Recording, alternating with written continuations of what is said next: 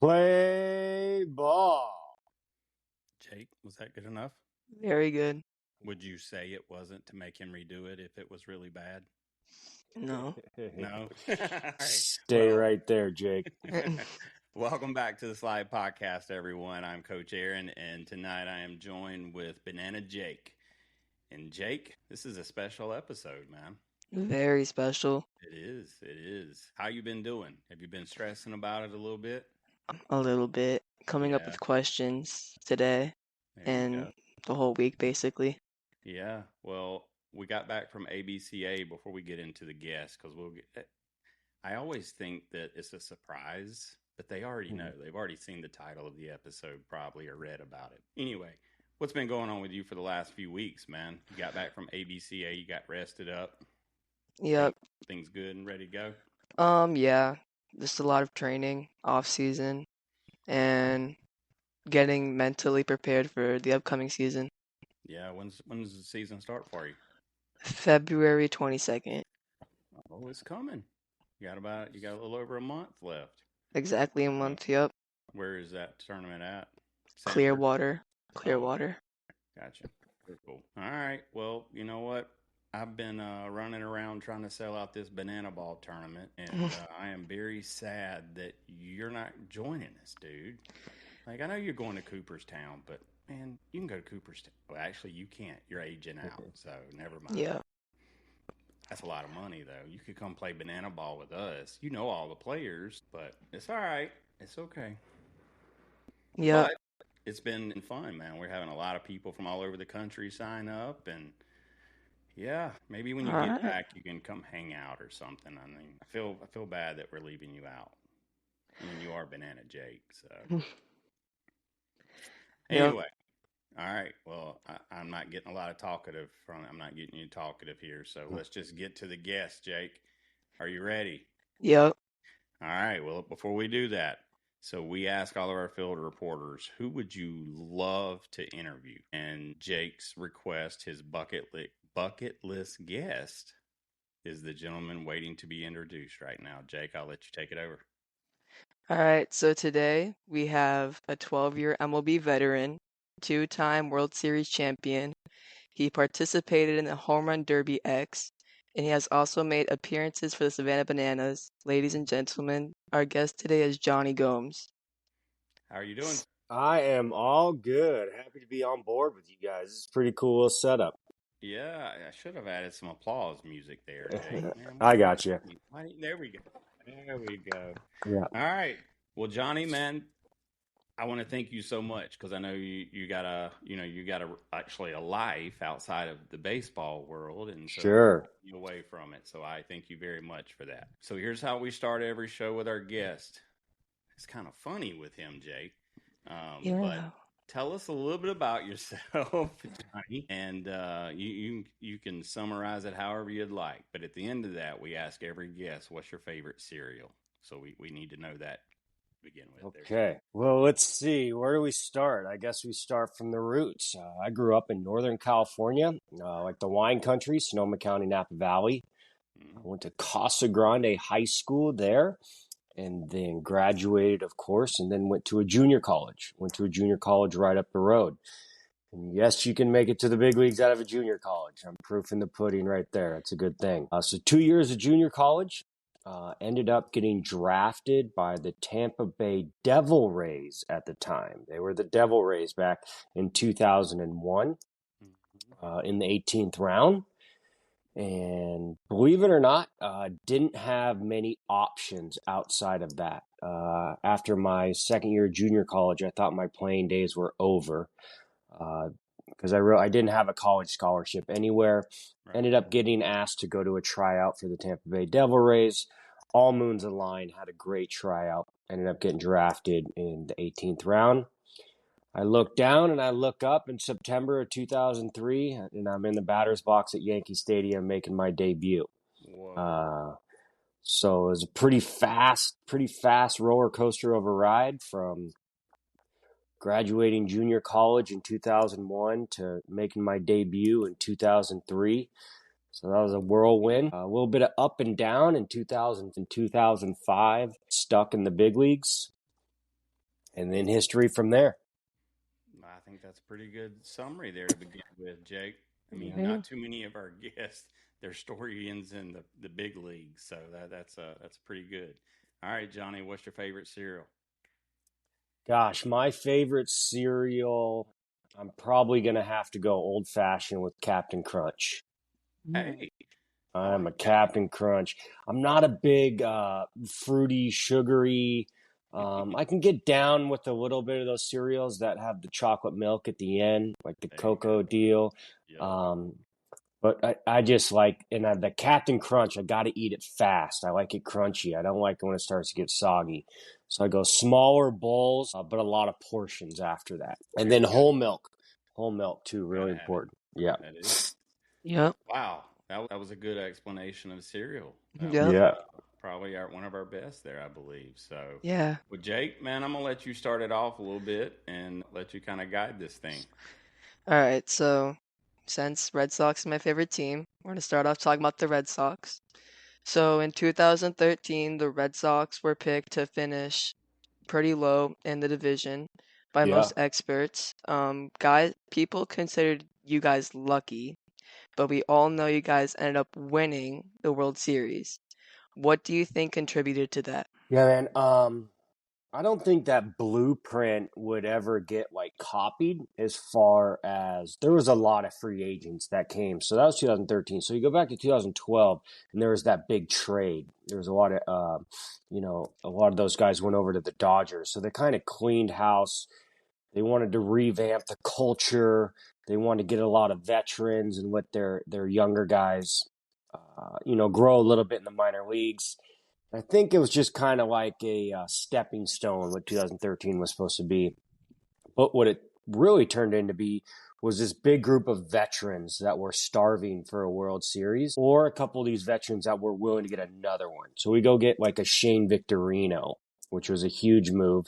And one of the biggest moves, I thought, so we had a center fielder in Jacoby Ellsbury, and we get Victorino to play right field. And right field at Fenway Park is probably the toughest right field to play.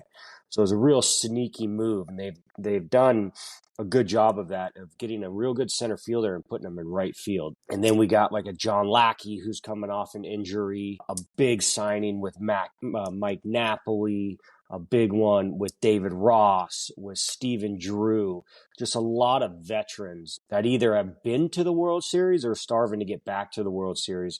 So I went in 2008 with Tampa, went to the playoffs in 2010, went to the playoffs in 2013. So had a little piece of the pie, but we're hungry for that. And I remember looking around my first day of spring training. I was like, I'm in left field. I got Jacoby Ellsbury to my left. I got Shane Victorino over there. I got Mike Napoli at first. I got Dustin Pedroia at second. I got Stephen Drew at short. I got John Lester on the mound with David Ross catching. Who thinks we're bad? Like, this is an unbelievable team. But yeah, not picked out of spring training to win a lot of games. And then, we had David Ortiz as a DH. That didn't hurt either. Yep, the best So, hitter. yeah.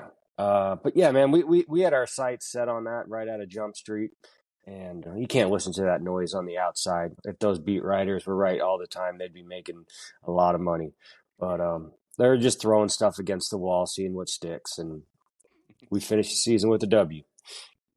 Yep, major season. That's like the Yeah. ultimate victory over the critics. Like, this is what you have to say about us. Here's what we got to show you.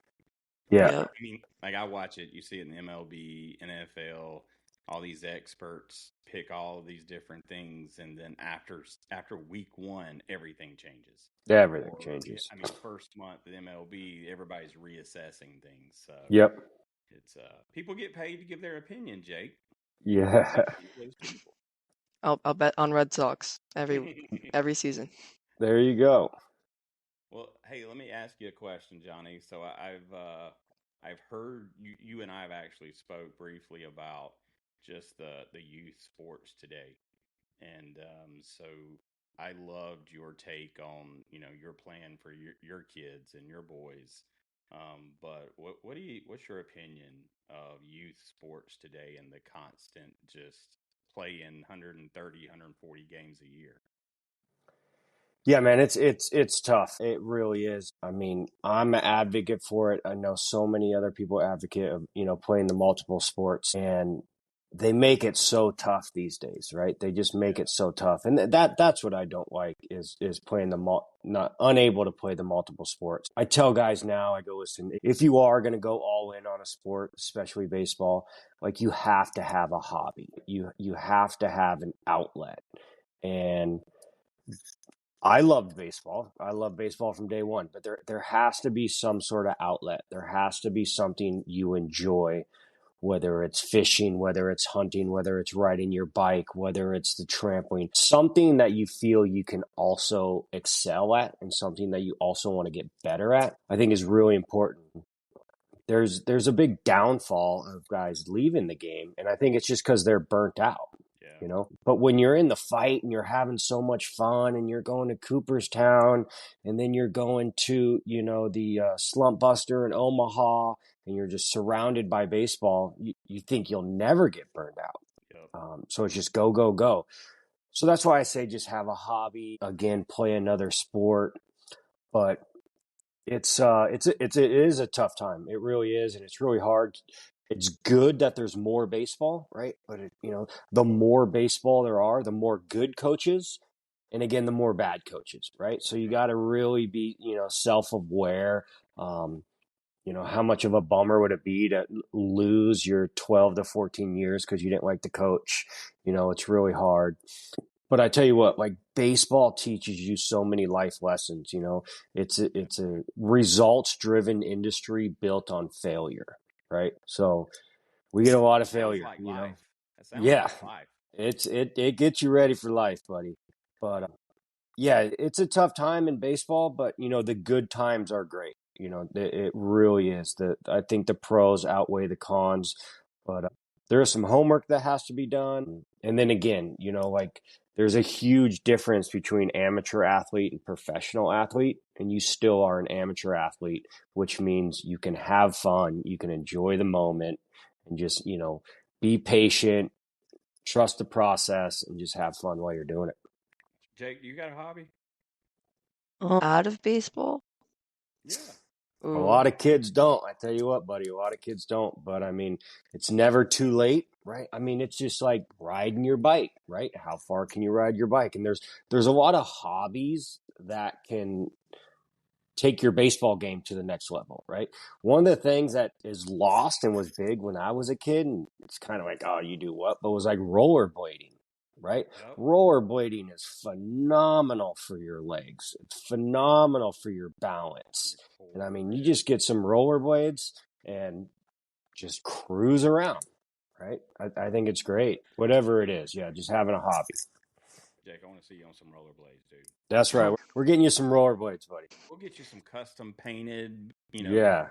Yeah. And make sure your mom's got the camera on when you start. So. That's right. I mean, I'm kind of good at ice skating. Boom. You got it. Yeah, you got it there. I feel an injury if I think about me doing that. So yeah. All right, Jake, let you run, dude. So in June, I think I saw you play for the Bananas in Fenway Park. Explain to us what that experience was like. It was definitely a different game than the Fenway Park that I played in, right?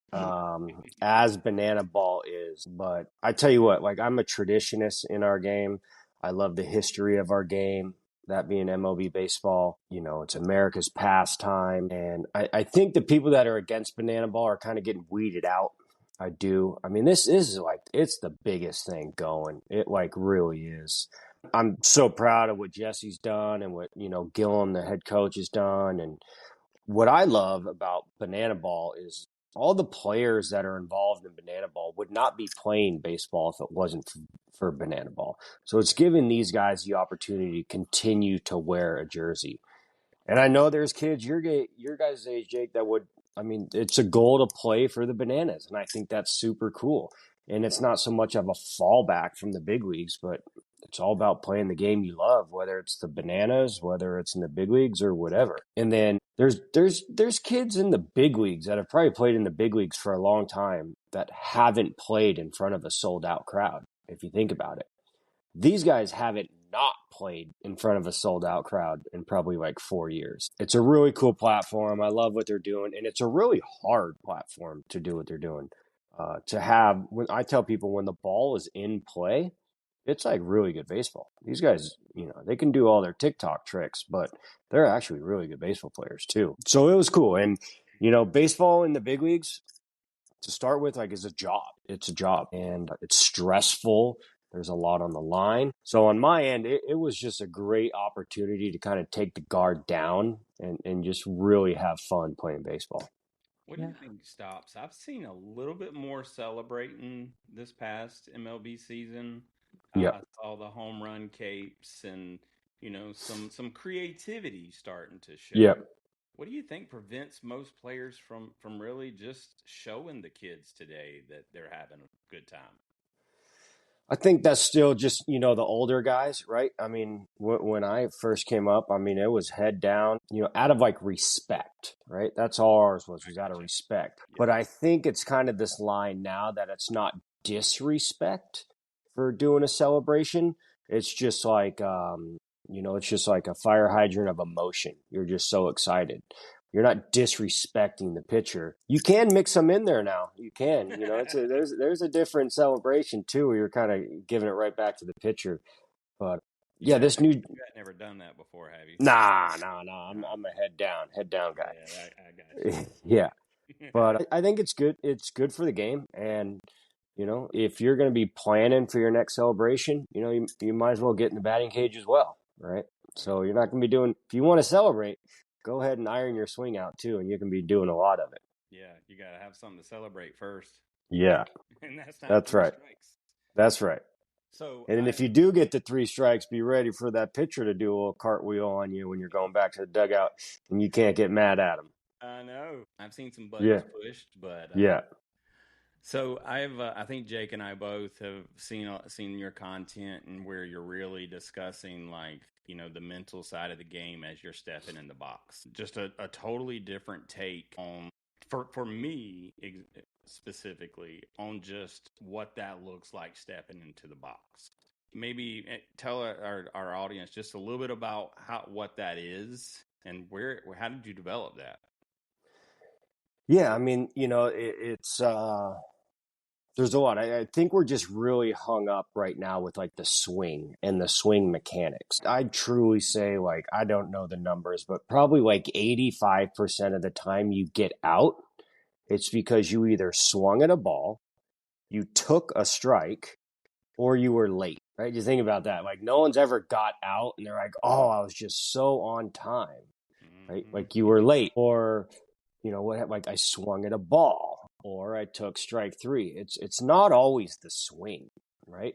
You watch a major league ball game and you're going to have 18 hitters, 9 on each side. There's going to be 18 different batting stances, 18 different swings, 2 hands on, top hand release, high hands, low hands, spread out, open stance. I'm a believer in there's not really a right way to hit, but there's a bunch of wrong ways to hit. But at the same time, like, we can like mic up these hitters now, right? Sometimes like in the All-Star game. And when you're micing up a hitter, what tells me is like, it's so easy, right? We make the game like so hard. Like, these guys are literally just talking as they're going through their motions in the big leagues. So just like simplifying things, having a plan, they're so dialed in on their plan going into the box of what they're going to do. And then you have to be willing to tip your hat if it doesn't go your way. And it's able to, make the offers or make the getting out that much easier when it's like, what happened? You're like, oh, my plan just didn't work out that time. Well, I was sitting on a pitch on the outer half and he threw it on the inner half. Perfect. Let's go get him next time. But yeah, I just think going into the at bat with a plan, and the easiest plan I have is just pay attention to the situation. What's the situation ask for? Like, no one on, no one out. Try and hit a double. Try and hit a homer. Like, go for it. That's not a wrong way. Runner on third, less than 2 outs, infield back. Just try and get that guy in. Having a plan going to the box, which starts in the on-deck circle, I think is pretty important. Yeah, I've heard you talk a lot about understanding what your pitcher's got going on that day. So, Yeah. watching his tendencies, how's his fastball look, what's his off speed look like, Yep. just those different factors. I watch so many kids that are so distracted until they get to the box. And Yeah. at that point, they've already missed all their homework that was due. And like now that's where I feel like what you were saying, that's where the late swings come in, swinging at the ball, just not being prepared. Yeah, I like to get, like you don't have to be like tractor beam like locked in when you're on the bench, especially when your team's hitting. But like the answers to the test are happening like before you get to the box, right? Like you'll be able to see these sequences, and that's the chess match, is to be able to crack that code of what happened. It's like pay attention long enough and you'll realize like every 1-1 count, this guy throws a certain pitch, right? You're starting to figure out what happens. And the only way you can figure that out is by watching the game. That's right. That's what my dad says. Your at bat doesn't start when you're on deck. It starts when the first pitch of the game happens. That's right. Oh. Yep. And then, I mean, you'll see like, if the hitter in front of you strikes out like on a curveball, that pitcher's probably feeling pretty good about his curveball. And chances are you're going to see a lot of those curveballs, right? Yeah. Or if if he throws an elevated fastball, he's feeling real good about his fastball. So you're going to have to expect that.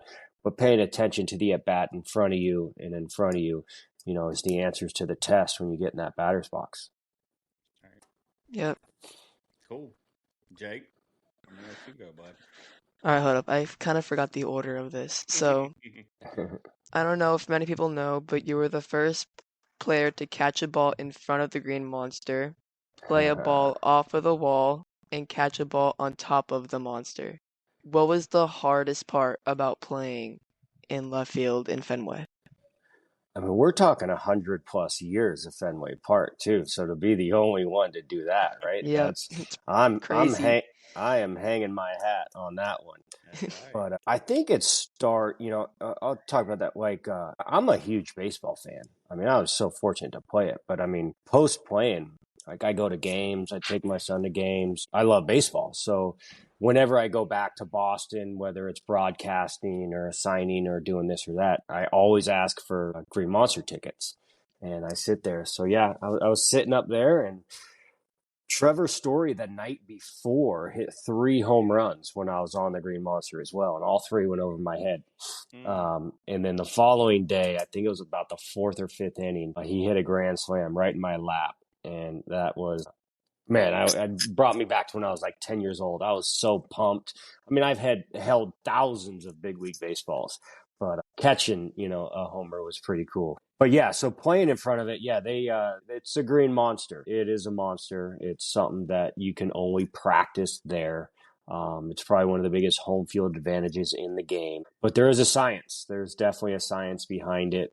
And depending on where you play, how hard the ball bounces off the green monster. So behind the green monster, there's a lot of cement pillars that hold up. I did it with Coach Rack. I talked to Yep, Coach I saw Rack that about it. video earlier. Yeah. So you got to know where these pillars are. And the only way to know where those pillars are is you just take hundreds and hundreds and hundreds of balls, during batting practice and figure it out. And you kind of have that green monster mapped out. But yeah, that thing will eat you up. It really will. And it eats up the opponent all the time.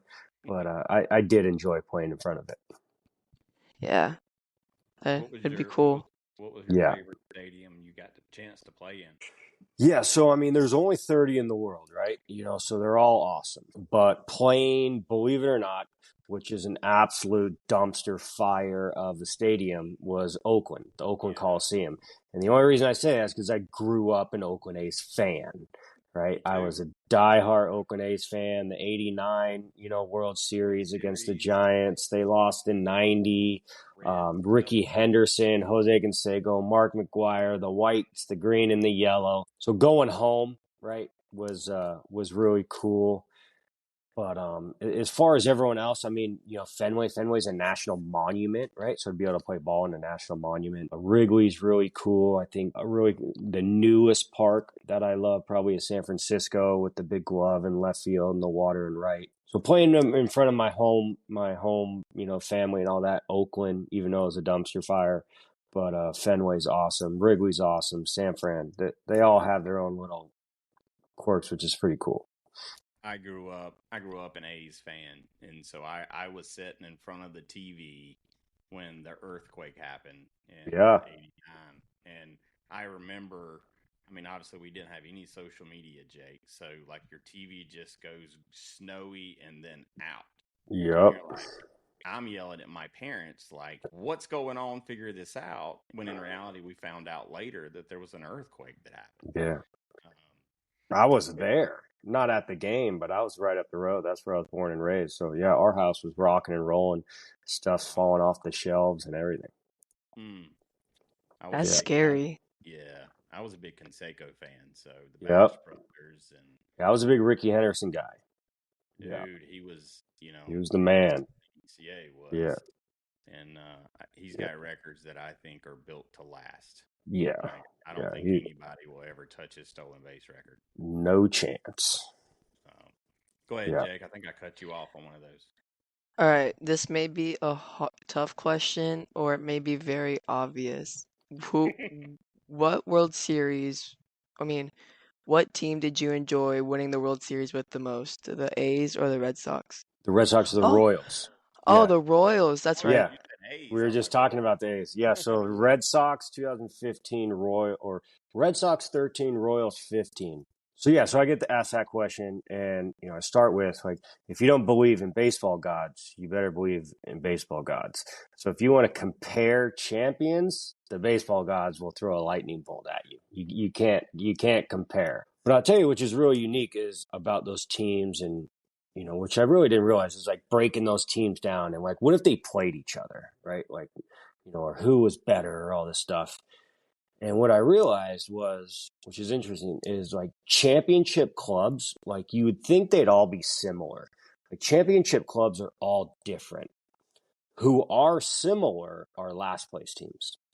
Last place teams are all identical. Right? If you think about it, last place teams are all similar. Championship teams are all different, right? They really are. Like the Red Sox, our offense was like walk, 3-run homer, walk, 3-run homer. A real patient trying to get that starting pitcher out. The Royals was just like swing away, like single. I mean, I saw that lineup flip over more than ever. Such a different dynamic at the plate. With that being said, man, finishing a Major League Baseball season with a win is pretty cool. So they're tied for first. There you go. Yeah. That's a good answer, Jake. Yeah. I mean, it would be hard to pick one. Yeah. We're not that special yet. He ain't gonna expose something like that right now. Yeah. Well, look. All right. So I was reading this earlier. Dude, you had a heart attack in 2002 and you didn't go to the hospital? Yeah, not probably ideal. I wouldn't coach that. Right. Yeah. But I mean, I was just a fresh 22 years old. I mean, that's the last thing that you have on your bingo card at 22. So I just thought it was like heartburn or some indigestion or something. But luckily I went. Christmas Eve 2022 or 2021, one of those. Yeah, man, it was just a total fluke deal. I was in outstanding health, no family riffraff, no nothing, man. It was just a little fluke deal, and got a little hairy there for a minute, but was able to bounce back from it, and really puts life into a different perspective when you go through something like that. I can imagine. I can only imagine. Yeah. Jake, look, I came out of left field with that random question, Jake. So pull it out of your whole career, and you can be honest, who was your favorite teammate? Well, that's a hard one. Yeah, that's a hard. So for one, fortunate to have a bunch, fortunate and unfortunate at times to like bounce around, right? So I played for a lot of teams.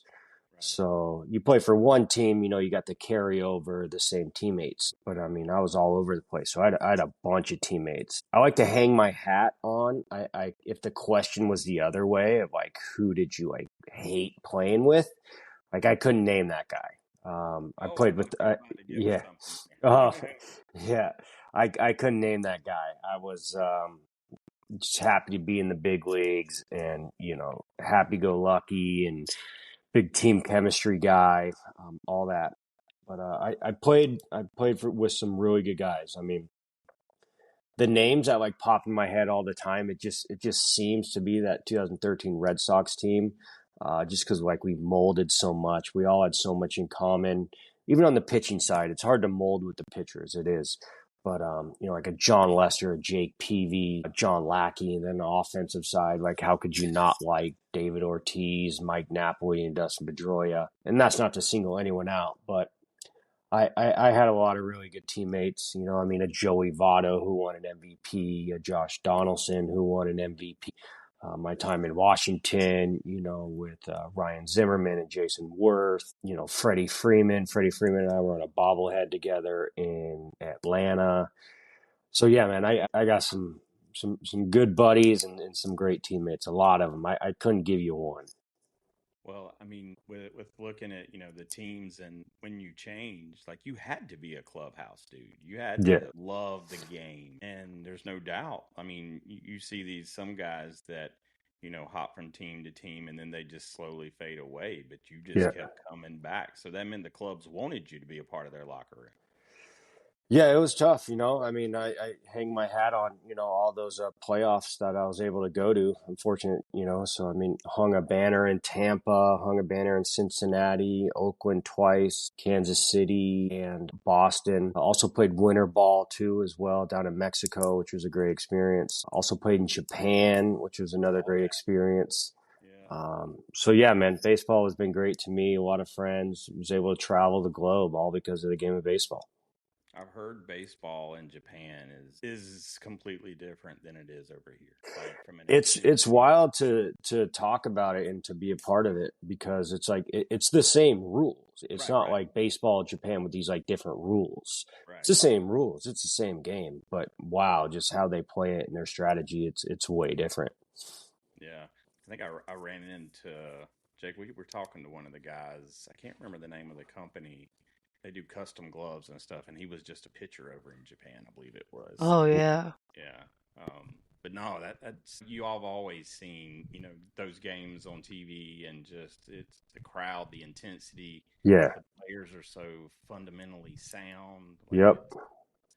Yeah, you'll see how big it is this year. So they're opening up. So the Dodgers and the Cubs are opening up over there, and you'll see it is gonna be wild.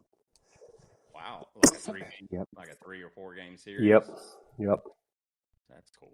Ohtani going back there, it's going to be nuts.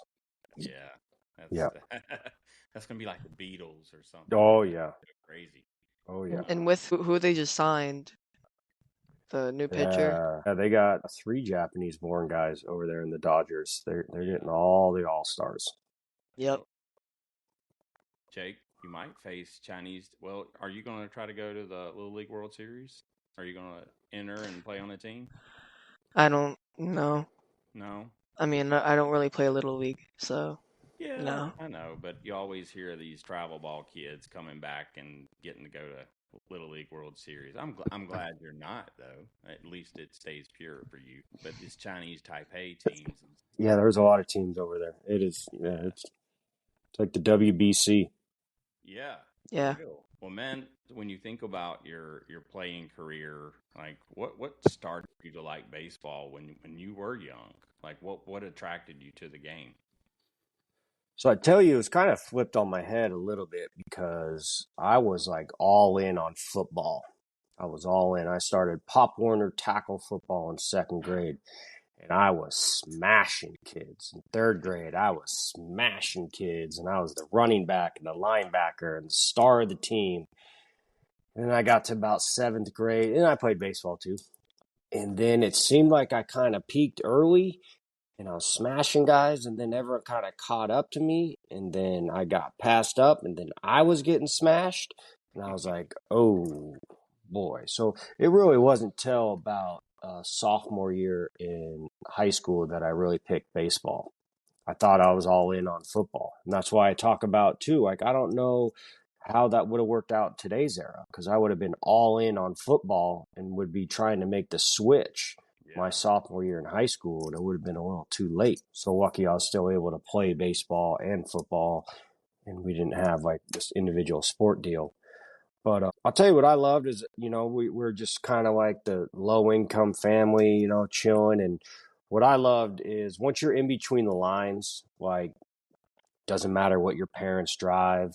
It doesn't matter how big of a house you live in. It's like we are all equal right here. Your whole team has the same uniform on. They have the same uniform. You have no idea who comes from this, who comes from that.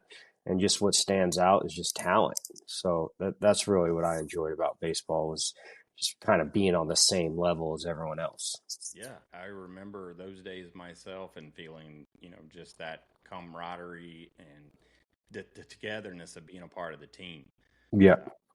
Jake? Yeah, what I love too about like baseball is what I knew is like baseball's hard, man. It's like so hard, right? And I knew that from a young age, and I was always up for the challenge, right? Like football was a little bit different, just tackle the guy with the ball, and the bigger, faster, stronger guy will win 100% in football. Not so much in baseball, right? Size doesn't matter. And I just love the challenge of how hard baseball was. Yeah, I get it. Jake, is baseball hard for you? Depends. It seems to be pretty easy for you. You haven't hit much competition yet, I believe. Every time I talk to you, you win in every game like 20-6 or something. I mean, those are like the easy games. Yeah. Until we play like the number one team in the country and then get run ruled. Yeah. It's a hard game, buddy. Humble lessons. All right, dude. What questions you got left? Now, Johnny, if you're okay with it, his dad is probably sitting over to his right. Yeah. Are you okay if Dad slides in just for a second to say all howdy? good? All good. All right, tell him to come on over. Can he hear us? Howdy. Hi. How we doing? Excellent. How are you? Doing well, thank you. That's all. Hey, thank you very much for taking your time out to do this with the kid. I appreciate it. Yeah, you got it, man. Talking the game. All good. They explained to you why you're like on my top 5 list? We didn't get that far. No. Nah. So I like gamers. I like grinders. Yeah. I'm not all about the stars are gonna be the stars. That's like you, Millar, guys like Trot Nixon. Those are my favorites. That's so us. You at 13 was awesome, dude. 13 was that's my favorite team out of all the teams that won the World Series recently. I appreciate it, my man. Huh? I appreciate it. Well, I appreciate you. Yeah. That was awesome watching that. And then you also hit home. My mother passed right in 12 from cancer. So when the whole the cancer thing came up there in game 4. Game 4. Right before you hit the bomb. Yeah. Like, that meant something to me. All that stuff because like you were the guy holding 2 signs. And like it looked like it really like hit home with you. It was different. So that's why I have a different appreciation for different kinds of players. And that was a powerful inning, a powerful day. How all that came about. Yeah, that was pretty cool. And then I found out about the whole thing. So was it Brady's bunch there? Yeah. He's still going pretty strong, huh? Oh yeah, yeah. They got their lacrosse thing now. Yeah. Yeah, I missed you at. I was at you were at the Patriots Day game this year, correct? Yeah, I'll go again this year. I try and go every year now. Yeah, I try to go we used to go every year. When I lived back in Mass, we went every year. That was always a great trip. That's always a good time. Yeah, I saw you were up there, and I'm like, dang, I missed them. It's right after Easter. I think it's Easter Sunday and then Patriots Day this year. Monday. Yep. Yeah, we're probably trying to go back for his birthday again this year. Of course, it's Dodger weekend, so that's gonna be a lot of fun. But I'll be up there that weekend too. I'm gonna run the to home base thing. It's like a 5K. Oh really? Oh. Yeah. That's cool. Yeah. We went up for what was your 9th birthday? Red Sox Yankees. And it was going back. Yeah, I love it up there. I just missed my favorite bar. That's the only thing. There you go. There's a lot of good ones up there. That's awesome. Appreciate it. You going back on? Yeah. Yeah. Hey, Johnny, that just made me want to ask a question right there. All right. Yeah. So you were a Red Sox and you had to go play in Yankee Stadium.